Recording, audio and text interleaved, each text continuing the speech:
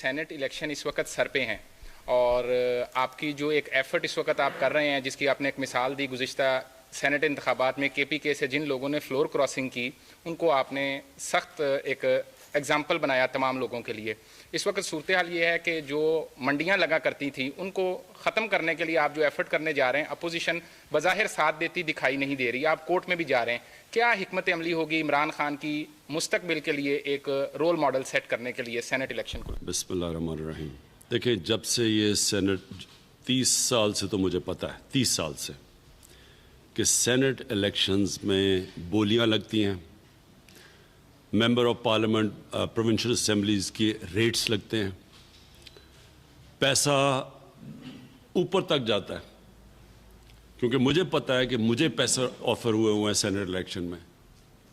تو ہم نے پچھلے الیکشن میں 20 ممبرز کو نکالا، 5-5 کروڑ روپے ہمیں پتہ چلا کہ انہوں نے لیے ہیں۔ کمیٹی بیٹھی، کمیٹی نے پوری تحقیقات کی اور کمیٹی نے مجھے ریکمنڈیشنز دی کہ 5-5 کروڑ روپے ہمارے ممبرز نے لیے ہیں جن کو ہم نے پارٹی سے نکالا۔ سارے پولیٹیکل لیڈرز کو بھی یہ پتہ ہے، پولیٹیشنز کو بھی یہ پتہ ہے، کیونکہ ابھی سے ہی ریٹس لگنی شروع ہو گئی ہیں، آفرز مل رہی ہیں، ہمیں پتہ ہے، ہمیں یہ بھی پتہ ہے کہ کتنی ریٹ لگ رہی ہے، کس اسمبلی میں کتنے آ کے لوگوں کے ضمیر خریدنے کے لیے کتنے پیسے لگ رہے ہیں۔ ہمیں یہ بھی پتہ ہے کہ کون سا پولیٹیکل لیڈر اب پورے پیسے اکٹھے کر رہا ہے لوگوں کو خریدنے کے لیے۔ تو جب یہ سب کو پتہ ہے، میرا سوال یہ ہے کہ ہم یہ اپنے ملک سے یہ کتنی بڑی غداری کر رہے ہیں کہ نمبر 1 جو سینٹ کا بہت بڑا سٹیٹس ہوتا ہے، بڑا ایک رول ہوتا ہے ایک فیڈریشن کے اندر، کیونکہ وہ ریپرزینٹ کرتے ہیں صوبوں کو۔ اب اگر وہ پیسے دے کے اس میں سے کئی سینیٹرز نے پیسے دے کے آنا ہے، اور پھر وہ کس طرح کے لوگ ہوں گے جو پیسے دے کے آئیں گے؟ وہ کوئی حاتم تائی ہیں جو کہ وہ ایسے پیسے دے کے آئیں گے اور پھر وہ پیسے بنانے کی کوشش نہیں کریں گے؟ دوسری چیز، وہ کیسے، اگر کوئی پیسے دے کے آئے گا، وہ ریپرزینٹ کیسے کرے گا اپنے صوبے کو؟ اس کے علاوہ وہ جو ایم پیز پیسے لے کے اپنی ووٹ بیچیں گے، یہ کون سی جمہوریت کے اندر ہے؟ یہ کون سی کس قسم کی جمہوریت ہے؟ تو میں اس لیے پوری کوشش کر رہا ہوں، پہلے ہم عدالت میں بھی ہم گئے ہیں، ہم اب کانسٹیٹیوشنل امینڈمنٹ بھی لے کے جا رہے ہیں اسمبلی میں۔ دونوں مین پارٹیز نے اپنی چارٹر آف ڈیموکریسی کے اندر جو سائن کیا تھا، دونوں نے کہا تھا کہ اوپن بیلٹ ہونا چاہیے۔ تو میں اب یہ ہماری پتہ ہے سب کو کہ ہمارے پاس 2/3 میجورٹی نہیں ہے، اس کے باوجود ہم یہ بل پریزنٹ کریں گے تاکہ ساری قوم کے سامنے سب کو پتہ ہو کہ کون اس ملک میں کوشش کر رہا ہے کرپشن ختم کرنے کی، اور کون اس ملک میں ایسے لوگ ہیں جو کہ اس ملک میں کرپشن کو بچا رہے ہیں۔ یہ سب سامنے آ جائے گا انشاءاللہ، امینڈمنٹ رکھیں گے پارلیمنٹ میں۔ مختلف آپ کو جو ہے وہ چیلنج سیٹ تھی، لیکن اس میں وہ ناکام رہی۔ پہلے استعفوں کی دھمکی، لانگ مارچ کی دھمکی، دوسرے آپشنز، لیکن ناکام رہی۔ لیکن پنجاب میں یہ صورتحال ہے کہ جہاں پہ ایک بڑی اپوزیشن جماعت ہے، اس کے ارکان اسمبلی ہر دوسرے روز وزیر اعلیٰ عثمان بزدار سے ملتے ہیں اور ان کی قیادت پر اور پی ٹی آئی پر اعتماد کا اظہار کر رہے ہیں۔ تو آپ کیا دیکھ رہے ہیں کہ سینٹ کے بعد اس پی ڈی ایم کا کیا مستقبل ہے؟ یہ پی ڈی ایم جو اب مختلف بحرانوں میں جو چیلنجز دینے میں ناکام رہی ہے، سینٹ کے انتخاب کے بعد ان کا کیا فیوچر دیکھ رہے ہیں؟ پی ڈی ایم نے فیل ہونا تھا۔ میں نے اپنی پارٹی کی میٹنگز میں کہا، میں نے کیبنٹ میں یہ کہا، میں نے میڈیا پہ یہ کہا۔ کیوں فیل ہونا تھا انہوں نے؟ کیونکہ یہ کوشش کر رہے تھے پبلک کو نکالنے کے لیے۔ پبلک جب بھی نکلتی ہے تو وہ حکمرانوں کی کرپشن کے خلاف نکلتی ہے، وہ حکمرانوں کی کرپشن بچانے کے لیے پبلک کبھی نہیں نکلی۔ ابھی لیبنن میں دیکھیں، پبلک سڑکوں کے اوپر ہے حکمرانوں کی کرپشن کے خلاف۔ ساؤتھ امریکہ میں کئی ملکوں میں پبلک نکلی ہے حکمرانوں کی کرپشن کے خلاف۔ عراق میں نکلی ہے، وہ کہتے ہیں کہ جی کرپشن ہو رہی ہے۔ لیکن کبھی بھی پبلک آج تک کسی کرپٹ پولیٹیشین کی کرپشن بچانے کے لیے نہیں نکلی، اور یہ کوشش کر رہے تھے، اور یہ سمجھ رہے تھے کہ لوگ بیوقوف ہیں۔ لیکن اس سے بڑا بیوقوف ہوتا ہی نہیں ہے جو پبلک کو بیوقوف سمجھے، اور یہ ثابت ہو گیا۔ مینار پاکستان جو ہم نے 4 دفعہ بھری ہے، کیونکہ مینار پاکستان تو بھرا ہی تب جاتا ہے جب لاہور کے لوگ چل کے آئیں. تو جب لاہور کے لوگ نہیں نکلیں گے, آپ جتنے مرضی باہر سے قیمے کے نان کھلا کے لوگوں کو لے کے آئیں, کبھی بھی نہیں بھرا جاتا. تو یہ جو فلاپ ہوا ہے پی ڈی ایم, اس نے ہونا تھا. سارے ملک کے بڑے بڑے ڈاکو اکٹھے ہو کے مجھے بلیک میل کر رہے ہیں کہ جی آپ کی گورنمنٹ گرا دے گی اگر ہمیں آپ این آر او نہیں دیتے, یعنی ہم نے جو ڈاکے مارے ہیں ہمیں معاف نہیں کرتے. تو اس نے تو فیل ہونا ہی تھا. اور یہ آگے بھی ان کا یہ اپنی پارٹیز اکٹھا رکھتے ہیں, جی حکومت کل جا رہی ہے, حکومت پرسوں جا رہی ہے, حکومت 2 مہینے میں, تاکہ ان کی پارٹی اکٹھی رہے, کیونکہ نظریہ تو ہے ہی نہیں. کسی پارٹی کا لیڈر ریولوشنری بننے کی کوشش کر رہا ہے, خود دم دبا کے بگوڑا ہو کے لندن بیٹھا ہوا ہے, بیٹے اس کے باہر بیٹھے ہوئے ہیں, وہ جواب دے نہیں رہا, سپریم کورٹ میں کنوکٹڈ ہے, اور وہاں بیٹھ کے وہ سمجھ رہے کہ انقلاب آ جائے گا. ٹرانسپیرنسی انٹرنیشنل کی رپورٹ آئی, ویسے تو پرسیپشن بیسڈ رپورٹ ہوتی ہے, لیکن سم ٹائم پرسیپشن جو ہے وہ ریالٹی سے بھی زیادہ اس کی ویلیو سمجھی جاتی ہے. 2 چیزیں جس کے اوپر باقی چیزیں تو سامنے آئیں, لیکن ایک ڈیموکریسی اور ایک جو ہے وہ جو رول آف لا ہے, اس کے اوپر پوائنٹس جو ہے وہ کم ہوئے ہیں پچھلے 2 سالوں میں.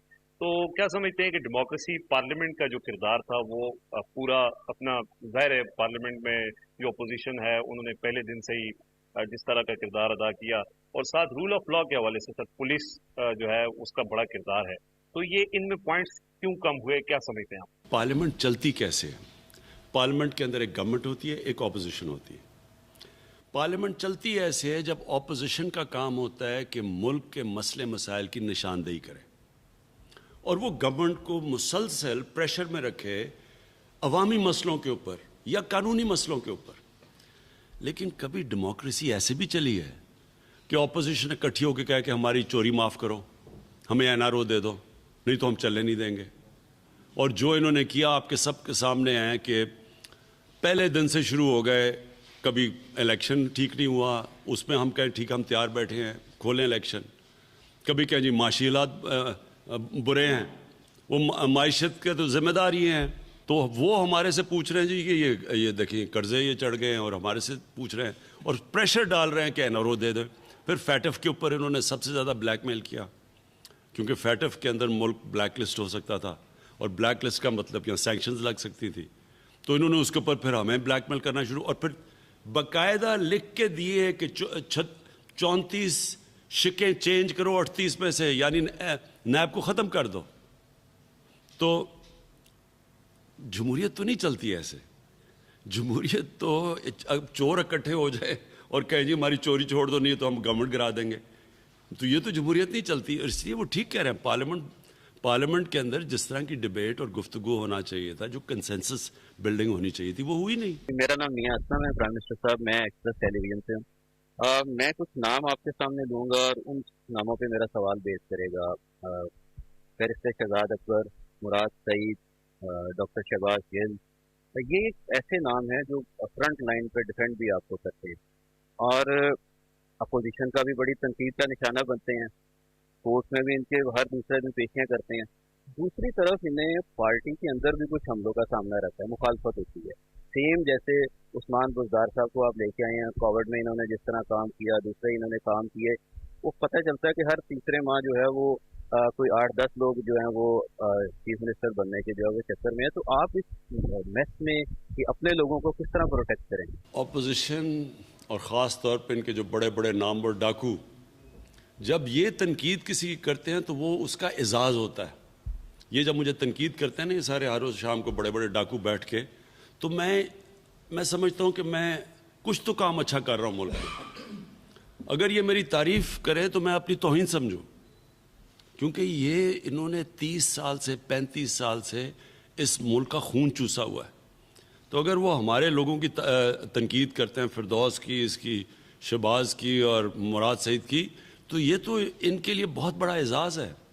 اس کا مطلب یہ جہاد کر رہے ہیں ان چوروں کے خلاف. اور جہاں تک اندر ہے, بدقسمتی سے یہ تو ہوتا ہی ہے پالیٹکس میں, اندر ایک پارٹی کے اندر بھی کمپٹیشن چلتی ہے, کیونکہ یہ کوئی ریجیمنٹیشن تو نہیں ہوتی ہے, کوئی ایک ڈکٹیٹرشپ تو نہیں ہے, تو اس میں تو یہ چلتا رہتا ہے, اس کی کوئی فکر نہیں کرنی چاہیے. پی ایم صاحب, میرا نام محمد شاہد چودھری ہے اور میرا تعلق 92 نیوز لاہور سے ہے. پی ایم صاحب کہتے ہیں کہ زمانے بھر کے جو معتبر ہیں وہ خود لرزتے ہیں آئینوں سے، کوئی تو ان کا حجاب پلٹے، میں ان کا روزے حساب دیکھوں۔ آپ نے ان کے حجاب پلٹے ہیں، جو قبضہ مافیا تھا، جو سیاسی مافیا تھا، ان کے اوپر آپ نے ہاتھ ڈالا۔ پہلے سال ہزاروں ایکڑ آپ نے اور سی ایم صاحب نے زبردست قبضہ مافیا کے خلاف آپریشن کیا اور زبردست ایکشن لیا، پھر بیچ میں کچھ خاموشی آ گئی۔ اب آپ نے پھر سے قبضہ مافیا کے اوپر بڑا زبردست ہاتھ ڈالا ہے، لاہور میں کھوکھر پیلس ہو، دیگر قبضہ مافیا ہو، بہت زبردست آپریشن ہے۔ کہیں ایسا تو نہیں کہ بعد میں دوبارہ سے پھر سے یہ قبضہ مافیا جو ہے چند ماہ کے بعد دوبارہ سے پھر ایکٹیو ہو جائے؟ اس حوالے سے کیا اقدامات کریں؟ پاکستان میں جو قبضہ مافیا پھیلتے گئے ہیں، بڑھتے گئے ہیں، اس کی بہت بڑی وجہ یہ ہے کہ یہ قبضہ مافیا کے پیچھے سیاسی رہنما، بڑے بڑے پولیٹیشنز، بلکہ پولیٹیشنز خود قبضہ مافیا کا حصہ بن چکے ہیں، وہ خود زمینیں قبضہ کرتے ہیں۔ اور یہ قبضہ مافیا چل سکتا ہی نہیں ہے جب تک ان کی پشت کے اوپر گورنمنٹ نہ کھڑی ہو۔ کھوکھر پیلس گرایا گیا اور مریم نواز وہاں پہنچ کے کھڑی ہو کے انہوں نے بڑی اس کی حوصلہ افزائی کی، ایک قبضہ مافیا کی۔ اس سے کیا چیز سامنے آتی ہے؟ اس سے نمبر 1 چیز تو یہ سامنے آتی ہے کہ اس نے مریم سے سوال پوچھنا چاہیے تھا کہ پہلے یہ تو چیک کر لیں کہ جو اس نے زمین اس کی چھڑوائی گئی ہے کیا اس کی واقعی اپنی تھی یا اس نے گورنمنٹ کی زمین کے اوپر ناجائز قبضہ کیا ہوا تھا، کیونکہ وہ تو سب کچھ کاغذات میں ہے۔ رجسٹری، لینڈ رجسٹری کے اندر واضح لکھا ہوا ہے کہ اس کی زمین ہی نہیں تھی جو پکڑی ہوئی ہے۔ 1.25 ارب روپے کی زمین، یعنی 130 کروڑ روپے کی زمین کے اوپر اس نے قبضہ کیا ہوا تھا، اور وہ ملک کی جو اپنے آپ کو فیوچر لیڈر کہتی ہیں اور ایک کرپٹ آدمی جو کہ ملک سے فرار ہوا ہوا پیسے چوری کر کے، اس کی بیٹی اس کی حمایت کر رہی ہے جس نے 1.25 ارب روپے کی گورنمنٹ زمین کے اوپر قبضہ کیا ہوا تھا۔ اس سے کیا ثابت ہوتا ہے کہ پہلے تو یہ سارا جو قبضہ ہوا تھا وہ ان کی گورنمنٹ کے دوران ہوا تھا اور انہوں نے اس کو پوری پروٹیکشن دی اس قبضہ مافیا کو۔ اور پھر اس قبضہ مافیا سے جو اگلا سوال ہے کہ وہ جو ان کی خدمت کرتا تھا وہ بھی پتہ چلے کہ کیسے کیا خدمت کرتا تھا۔ اس کا مطلب کہ یہ پہلے قبضہ گروپ کی پشت پہ کھڑے ہوتے ہیں، پھر اس سے فائدے اٹھاتے ہیں۔ اب اگر تیسری چیز یہ کہ اگر گورنمنٹ یعنی ملک کا پرائم منسٹر کھڑا ہو قبضہ گروپ کے ساتھ، تو پھر انتظامیہ کیا قصور ہے؟ وہ پھر کیوں نہ اپنے قبضہ گروپ پالے؟ پھر پولیس کیوں نہ اپنے قبضہ گروپ کے ساتھ کنیکشن رکھے اور پیسہ بنائے جبکہ ملک کا پرائم منسٹر بنا رہا ہے؟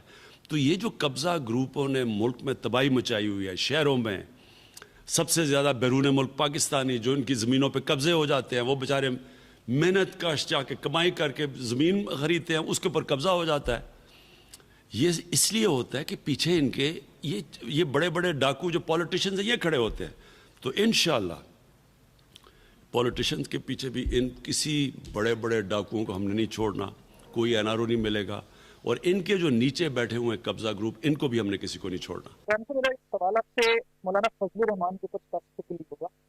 پی ڈی ایم بنی، آپ کی حکومت کے خلاف 11 جماعتوں نے پی ڈی ایم بنائی، مولانا فضل الرحمان کو اس کا سربراہ بنایا۔ استعفوں سے بات ہوتی ہوئی اب فارن فنڈنگ تک پہنچ چکی ہے۔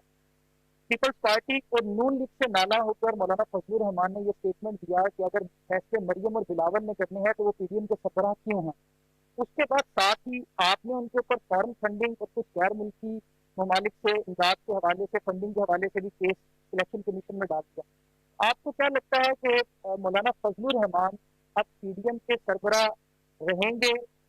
کیا دیکھ رہے ہیں کہ وہ فارن فنڈنگ کا سامنا کریں گے یا آپ کی حکومت کے خلاف احتجاج کریں گے؟ فارن فنڈنگ کا ایک ایسا ہوا کہ انہوں نے تحریک انصاف کو پھنساتے سارے خود پھنس گئے۔ جتنا بھی آپ یعنی فارن فنڈنگ کیا، آپ جو اکاؤنٹس ہیں پولیٹیکل پارٹیز کے، مجھے بڑی خوشی ہوئی ہے کہ انہوں نے یہ اٹھا دیا ہے۔ اب ہم چاہیں گے کہ یہ اپنے منطقی انجام تک پہنچے۔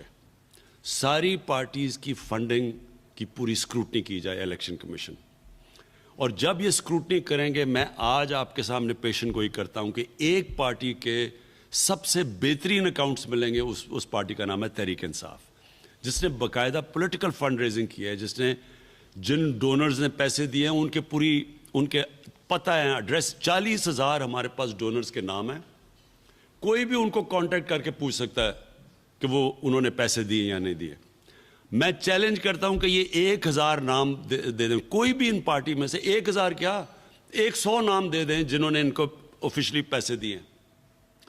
जैसे ही आप पता चलाएंगे आपको पता चल जाएगा कि इन पार्टीज ने पैसे कैसे इकट्ठे किए हैं। आपको ये भी पता चल जाएगा कि अगर फॉरेन फंडिंग हुई है तो किस किस पार्टी की हुई है, वो भी पता चल जाएगा। उसामा बिन लादेन ने किसको पैसे दिए, वो खालिद ख्वाजा की पूरी स्टेटमेंट है, उसने पब्लिकली उसकी बीवी ने स्टेटमेंट दी हुई है।